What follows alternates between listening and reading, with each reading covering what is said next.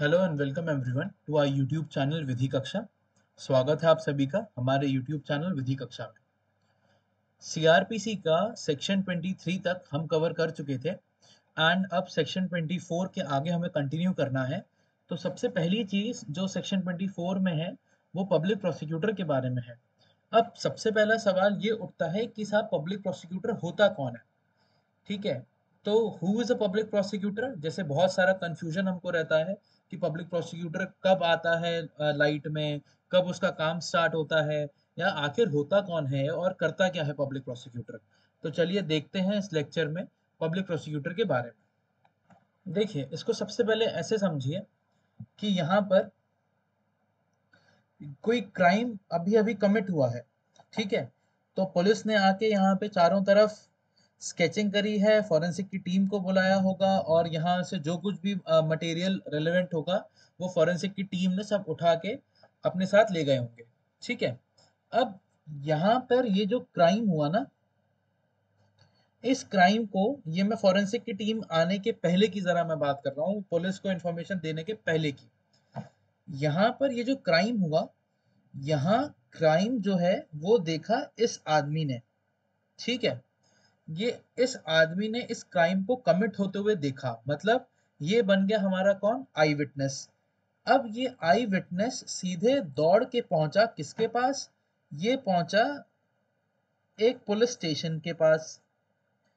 ठीक है, अब जो भी वो पुलिस स्टेशन है, जो भी नजदीकी सबसे पुलिस स्टेशन होगा, ये आई विटनेस उस पुलिस स्टेशन के पास पहुंचा। वहां पे जो भी पुलिस ऑफिसर्स होंगे, उसको इस आदमी ने यहाँ पर जो कुछ भी उसने होते हुए देखा, वो पूरा का पूरा एज इट इज इस आदमी ने पुलिस स्टेशन में जो भी उस टाइम पे पुलिस वाले होंगे उनको बता दिया। ठीक है, अब पुलिस वालों ने क्या करा, उन्होंने डायरेक्टली इस आदमी की इंफॉर्मेशन पर लॉन्च कर ली क्या, एफआईआर। वैसे तो तुरंत एफआईआर लॉन्च होती नहीं है, पर आइडियल कंडीशंस में मान के चलिए कि उसने तुरंत एफआईआर लॉन्च कर ली। अब एफआईआर लॉन्च करने के बाद क्या हुआ, पुलिस ने स्टार्ट करी अपनी क्या, इन्वेस्टिगेशन। ठीक है, अब पुलिस यहाँ पे स्टार्ट कर चुकी है अपनी इन्वेस्टिगेशन। अब पुलिस को इन्वेस्टिगेशन के लिए सबसे पहले क्या करना पड़ेगा, पुलिस जाएगी सबसे पहले इस क्राइम सीन पर कि साहब क्या हुआ है, असलियत में क्या नहीं हुआ है। अब इस क्राइम सीन पर पहुंची तो उनको एक जो भी आदमी जिसकी भी यहाँ पे मौत हुई है ना, उसका यहाँ पे पूरा स्केच बनाया गया फॉरेंसिक की टीम के द्वारा। और जो कुछ भी रिलेवेंट एविडेंस मिले पुलिस वालों को, फॉरेंसिक टीम को, वो उन्होंने उठा के फॉरेंसिक के लिए भिजवा दिया। ठीक, अब इतना सब हो जाने के बाद पुलिस ने डायरेक्टली क्या करा, अपनी पुलिस ने इन्वेस्टिगेशन जो थी ना, वो अपनी इन्वेस्टिगेशन पुलिस ने कर ली कंप्लीट। ठीक है, इन्वेस्टिगेशन कंप्लीट होने के बाद क्या होता है, इन्वेस्टिगेशन कंप्लीट होने के बाद फाइल हुई एक क्या, चार्जशीट। ठीक है, एक चार्जशीट कोर्ट में फाइल कर दी पुलिस ने। अब ये चार्जशीट जब फाइल होती है ना, इस चार्जशीट के फाइल होने के बाद कोर्ट क्या करता है, इनिशियली कॉग्निजेंस लेता है इस मैटर का। एंड कॉग्निजेंस लेने के बाद कोर्ट ने क्या करा, एक तारीख दे दी कोर्ट ने।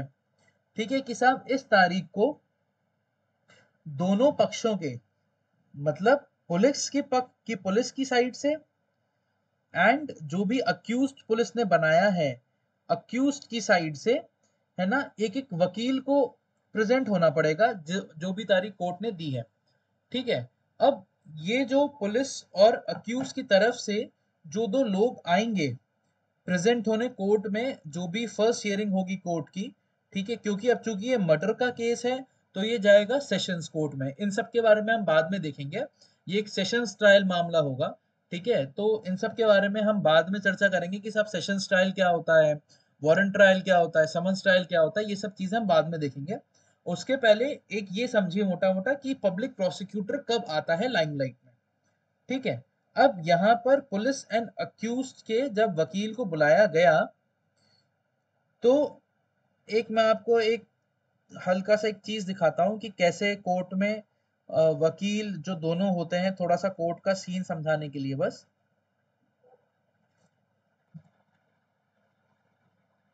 ये देखिए, यहाँ पे अब ये एक मूवी का सीन लिया है मैंने।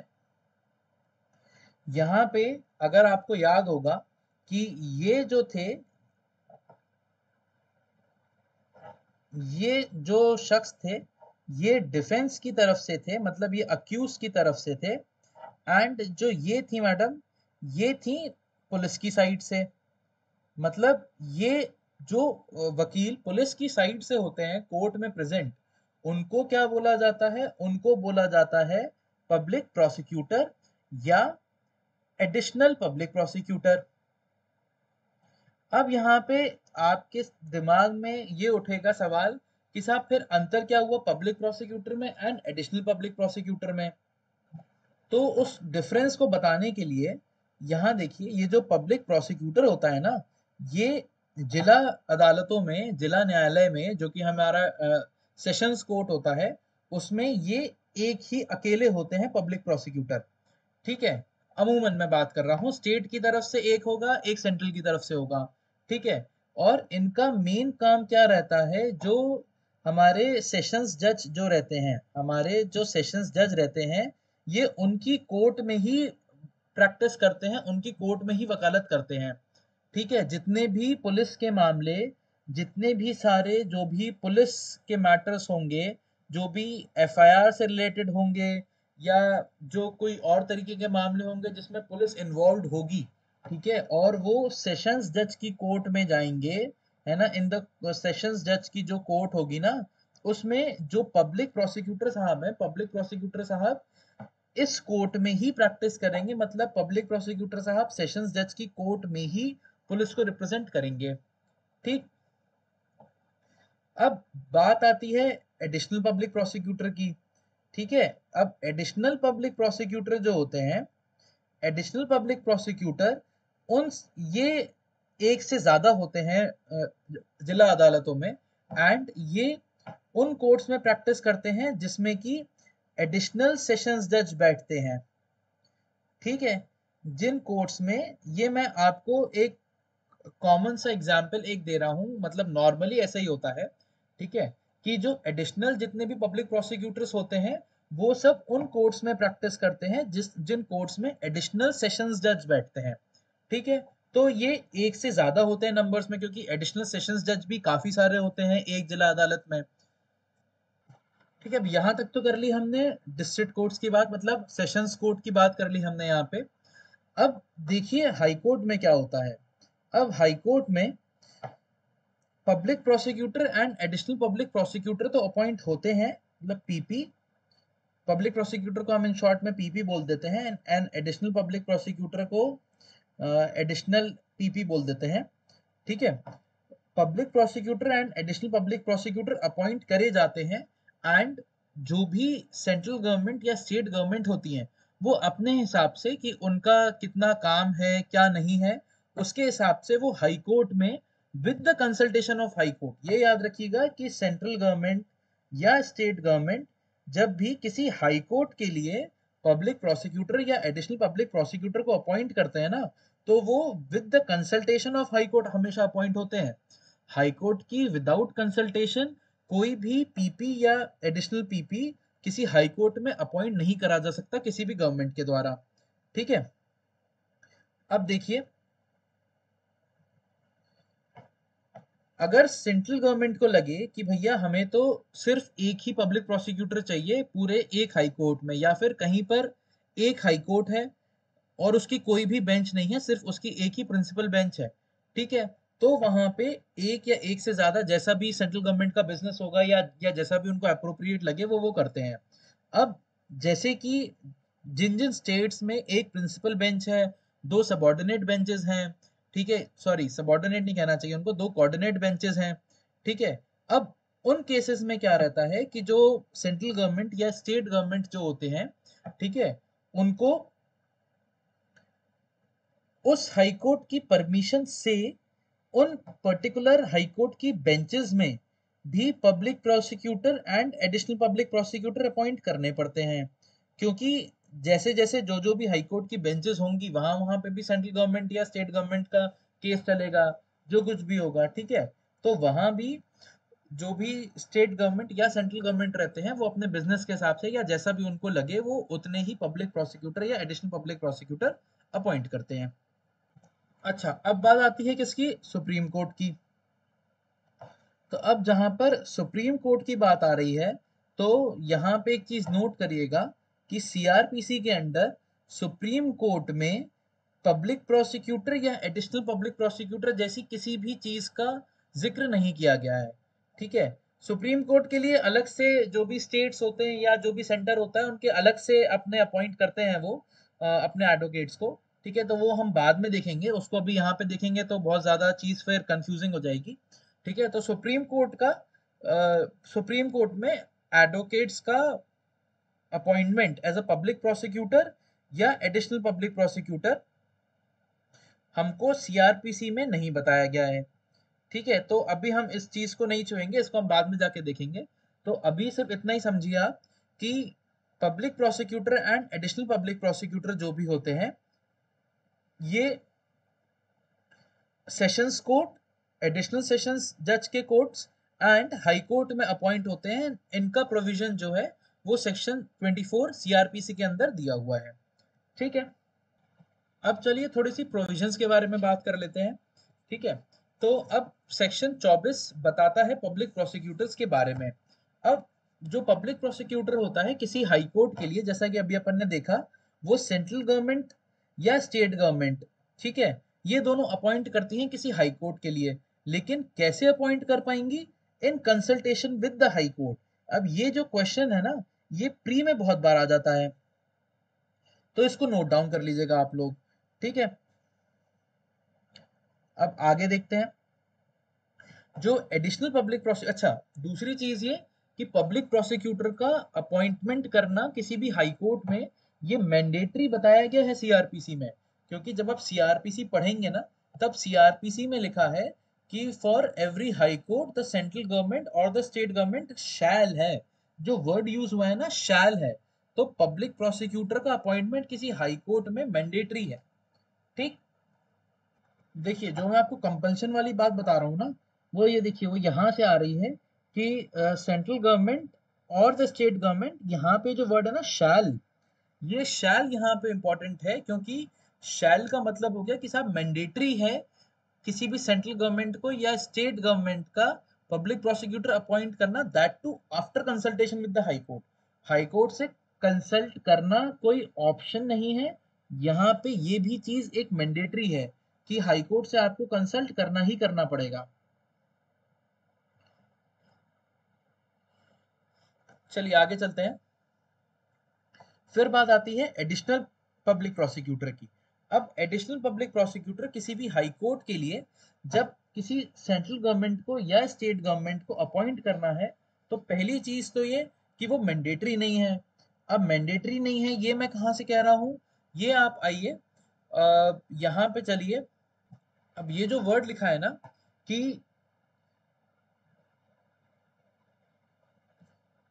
ये कंटिन्यूशन में हम पढ़ते हैं कि for every high court the central government और the state government shall after consultation with the high court appoint the public prosecutor and, अब यहां से देखिएगा, मे ऑल्सो अपॉइंट वन और more additional public prosecutors for conducting in such court any prosecution appeal और other proceeding on behalf of the central या state government, ठीक है। अब यहाँ पे ये जो वर्ड है ना मे, सो अब यहाँ पे जो ये वर्ड है मे, ये क्या इम्प्लाई करता है, ये इम्प्लाई करता है कि यहाँ पे जो अपॉइंटमेंट होगा एडिशनल पब्लिक प्रोसिक्यूटर का किसी भी हाई कोर्ट के लिए, वो सीआरपीसी ने मैंडेटरी नहीं रखा है, ठीक है। अगर सेंट्रल गवर्नमेंट स्टेट गवर्नमेंट को लगे कि साहब एडिशनल पब्लिक प्रोसिक्यूटर हमें अपॉइंट करना चाहिए, तो वो करेंगे, अदरवाइज नहीं करेंगे। फिर देखिए, फिर है कि भाई जो सेंट्रल गवर्नमेंट है ना, वो डिस्ट्रिक्ट्स के लिए जो भी डिस्ट्रिक्ट कोर्ट है, जिनको हम सेशंस कोर्ट कहते हैं बेसिकली, है ना, सेशंस कोर्ट में भी अगर चाहे तो एक या एक से ज्यादा पब्लिक प्रोसिक्यूटर अपॉइंट कर सकती है, कौन, सेंट्रल गवर्नमेंट। लेकिन सीआरपीसी में जब आप प्रोविजन देखेंगे ना, तो सीआरपीसी में जब आप सेक्शन 24 का सबसेक्शन 2 देखेंगे तो देखिए क्या लिखा है, the central government may appoint one or more public prosecutors for the purpose of conducting any case or class of cases in any district or local area। अब यहाँ पर कहीं भी सेंट्रल गवर्नमेंट के क्लॉज में एडिशनल पब्लिक प्रोसिक्यूटर नहीं mentioned है, ठीक है। एडिशनल पब्लिक प्रोसिक्यूटर अलग से मेंशन नहीं करा है सेंट्रल गवर्नमेंट वाले क्लॉज में। तो अगर क्वेश्चन आ जाए कि क्या सेंट्रल गवर्नमेंट डिस्ट्रिक्ट्स में एडिशनल पब्लिक प्रोसिक्यूटर भी अपॉइंट करती है सेक्शन 24 सब सेक्शन 2 के अकॉर्डिंग, तो आंसर जाएगा नहीं। Central government additional public prosecutor किसी भी डिस्ट्रिक्ट्स के लिए अपॉइंट नहीं करती है as per section 24 sub section 2। अब वहीं देखिए सब सेक्शन 3 में कि जो स्टेट गवर्नमेंट है वो डिस्ट्रिक्ट्स के लिए मतलब वो सेशंस कोर्ट के लिए एक पब्लिक प्रोसिक्यूटर तो अपॉइंट करती ही करती है, प्लस एक या एक से ज्यादा एडिशनल पब्लिक प्रोसिक्यूटर्स भी अपॉइंट करती है स्टेट गवर्नमेंट, जैसा कि अभी अपन ने अपने पिछले वाले उसमें देखा था, ठीक है। अब आगे चलते हैं। फिर इसका प्रोवाइजो एक है, ये जरा ध्यान से देखिएगा। Provided that the public prosecutor और additional public prosecutor appointed for one district may be appointed also to be public prosecutor और additional public prosecutor as the case may be for another district. मतलब एक district में जो एक public prosecutor या additional public prosecutor है वो किसी और डिस्ट्रिक्ट के लिए भी पब्लिक प्रोसिक्यूटर या एडिशनल पब्लिक प्रोसिक्यूटर का काम कर सकते हैं। अब आगे चलते हैं फर्दर। अब जो डिस्ट्रिक्ट मैजिस्ट्रेट होता है ना उसके बारे में भी एक प्रोविजन दिया गया है कि वो कब पब्लिक प्रोसिक्यूटर या एडिशनल पब्लिक प्रोसिक्यूटर का अपॉइंटमेंट कर सकता है। तो सबसेक्शन 4 देखते हैं। The district magistrate shell in consultation with the sessions जज। अब यहाँ पर डिस्ट्रिक्ट मैजिस्ट्रेट को कंसल्टेशन किससे जरूरी है करना अपॉइंटमेंट के लिए या पैनल में नाम लाने के लिए? सेशंस जज से, ठीक है। इसको यहाँ पे नोट कर लीजिएगा, ये भी आपके प्री में आ जाता है काफी बार, ठीक है। तो to prepare a panel of names of persons who are in his opinion fit to be appointed as a public prosecutor and additional public prosecutors for the district, ठीक है। अब देखिए जो डिस्ट्रिक्ट मैजिस्ट्रेट होता है ना, आप लोग के मन में ये सवाल आ रहा होगा कि साहब जब डिस्ट्रिक्ट मैजिस्ट्रेट करता है कि स्टेट गवर्नमेंट या सेंट्रल गवर्नमेंट करते हैं, कौन करता है बेसिकली, ठीक है। तो अब देखिए क्या अभी हमारे यहाँ स्थिति चल रही है कि एक रेगुलर एक कैडर होता है प्रोसिक्यूटिंग ऑफिसर्स का स्टेट में, जिसका कि हमारा एग्जाम होता है कभी कभी जिसको कि हम एडीपीओ का एग्जाम बोल देते हैं या एपीपी का एग्जाम बोल देते हैं, ठीक है। तो वो एग्जाम तो बेसिकली असिस्टेंट पब्लिक प्रोसिक्यूटर के लिए होता है, ठीक है, जो कि मैजिस्ट्रेट्स के कोर्ट में वकालत करते हैं, जो कि मैजिस्ट्रेट्स के कोर्ट में प्रैक्टिस करते हैं। एंड उनका जब प्रमोशन होता है तब वो एडिशनल पब्लिक प्रोसिक्यूटर बन जाते हैं।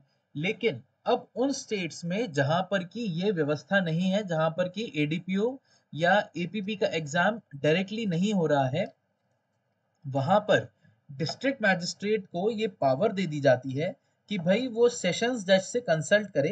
एंड सेशंस जज से कंसल्ट करने के बाद एक पूरा पैनल बना ले public prosecutor and additional public prosecutor का डिस्ट्रिक्ट के लिए। अब यहाँ पर ये जो क्लॉज है ना पैनल बनाने का डीएम के द्वारा सेशंस जज से कंसल्टेशन के बाद, ये हाई कोर्ट पर लागू नहीं होगा, ये हाई कोर्ट की public prosecutor and additional public prosecutor पर लागू नहीं होना है, ठीक है। ये किस पे लागू होगा? ये लागू होगा डिस्ट्रिक्ट के public prosecutor and additional public prosecutors पर, ठीक है। अब देखिए जो अभी अपन ने बात करी उसका सबसेक्शन 5 देखिएगा। एज अ प्रूफ है कि no person shall be appointed by the state government as the public prosecutor और additional public prosecutor for the district unless his name appears in the panel of names prepared by the district magistrate under subsection 4। अब यहाँ तो ये बात हो गई कि भाई अगर स्टेट गवर्नमेंट को भी ना पब्लिक प्रोसिक्यूटर या एडिशनल पब्लिक प्रोसिक्यूटर अपॉइंट करना है किसी जिले के लिए, उस केस में जब एक रेगुलर एक कार्डर नहीं है स्टेट के पास, तब वो सिर्फ उन्हीं को अपॉइंट करेंगे जिनका की नाम उस पैनल पे जो कि डीएम ने बनाया है सेशंस जज की कंसल्टेशन के साथ, उस पैनल पे है किसी एडवोकेट का नाम, उसी को पीपी या एडिशनल पीपी के लिए कंसीडर करा जाएगा स्टेट गवर्नमेंट के द्वारा, ठीक। अब सबसेक्शन 6 देखिए क्या कह रहा है। Notwithstanding anything contained in subsection 5, मतलब ये वाले सेक्शन में जो कुछ भी लिखा है उसको छोड़ते हुए, where in a state there exist a regular cadre of prosecuting officers, the state government shall appoint a public prosecutor or additional public prosecutor only among the persons constituting such cadre। ठीक है, अब ये वही cadre है जिसकी कि अभी हम बात कर रहे थे कि जो एग्जाम एक जो होता है उसके अकॉर्डिंगली जो कैडर एक जो बन रहा है ना स्टेट में एपीपीस का एडीपीओस का, ठीक है, उसी के अकॉर्डिंगली फिर स्टेट गवर्नमेंट उन्हीं में से चूज करके पीपी या एडिशनल पीपी बनाएगी। अच्छा फिर देखिए, अब तब क्या हो जब स्टेट गवर्नमेंट को कोई सुटेबल पर्सन नहीं मिले अपने उस कैडर में से, तब फिर क्या होगा कि स्टेट गवर्नमेंट के पास फिर एक ऑप्शन खुला होगा कि जो पैनल जो प्रिपेयर करा गया था ना डीएम के द्वारा, फिर उस पैनल में से वो किसी भी एडवोकेट को उठा के पीपी या एपीपी बना सकते हैं, एडिशनल पीपी जिसको हम बोलते हैं। ठीक है, अब यहां देख लीजिए, इसके एक्सप्लेनेशन भी जरा देख लीजिएगा कि regular cadre of prosecuting officer means a cadre of prosecuting officers which includes therein the post of public prosecutor by whatever name called and which provides for promotion of assistant public prosecutor by whatever name called to that post। ठीक है, मतलब आपके जो exams जो हो रहे हैं ना एपीपी के या एडीपीओ के, तो वही उसी कैडर को एक रेगुलर कैडर माना गया है सीआरपीसी में। बी क्या है, प्रोसिक्यूटिंग ऑफिसर के बारे में, means a person by whatever name called appointed to perform the functions of a public prosecutor and additional public prosecutor और assistant public prosecutor under this code. तो अब यहाँ पे ये क्लॉज बी क्या कहना चाह रहा है कि जो प्रोसिक्यूटिंग ऑफिसर है ना वो पीपी भी होगा, एडिशनल पीपी भी होगा एंड असिस्टेंट पीपी भी होगा। तो प्रोसिक्यूटिंग ऑफिसर ये तीनों लोग कहलाए जाएंगे बेसिकली। फिर सबसेक्शन 7 देखिए, person shall be eligible to be appointed as a public prosecutor और an additional public prosecutor under subsection 1 और सबसेक्शन 2 और सबसेक्शन 3 और subsection 6 only if he has been in practice as an advocate for not less than 7 years। अब जो experience जो बताया गया है पब्लिक प्रोसिक्यूटर का एंड एडिशनल पब्लिक प्रोसिक्यूटर का, वो 7 साल बताया गया है, मिनिमम एक्सपीरियंस होना चाहिए 7 साल का आपको, तब आपको पब्लिक प्रोसिक्यूटर या एडिशनल पब्लिक प्रोसिक्यूटर बनाया जाएगा।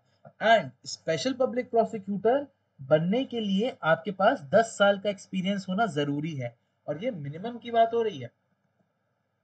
फिर देखिए सबसेक्शन 8 क्या कह रहा है कि द सेंट्रल गवर्नमेंट और the state government may appoint for the purpose of any case और class of cases a person who has been in practice as an advocate for not less than 10 years as a special public prosecutor। अब यहाँ पे इसको mark कर लीजिएगा अपने pre exam के लिए, कभी कभी वो सबसेक्शन भी कुछ कुछ एग्जाम्स में पूछ लेते हैं। तो स्पेशल पब्लिक प्रोसिक्यूटर का जो सेक्शन है वो सेक्शन 24 सबसेक्शन 8 है। ठीक है, तो फाइनली देखिए अब यहाँ पे पब्लिक प्रोसिक्यूटर का अपना जो पोर्शन है वो खत्म होता है। अब एक बार फाइनली देख लीजिए कि पब्लिक प्रोसिक्यूटर